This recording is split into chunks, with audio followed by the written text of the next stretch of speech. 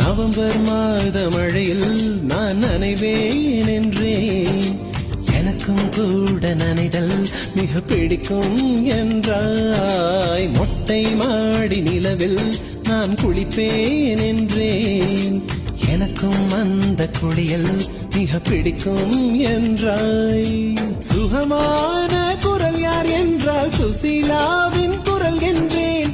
எனக்கும் அந்த குரலில் ஏதோ மயக்கம் என நீ சொன்னாய். கண்கள் மூடிய புத்தர் சிலை என் கனவில் வருவது பிடிக்கும் என்றேன். தயக்கம் என்பதே சிறிதுமின்றி அது எனக்கும் எனக்கும் தான் பிடிக்கும் என்றாய். அடி உனக்கும் உனக்கும் எல்லாம் பிடிக்க என்னை ஏன் பிடிக்காதென்றாய்.